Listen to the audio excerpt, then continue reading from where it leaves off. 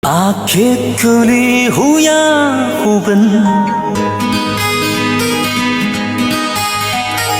디달루 응가 호당해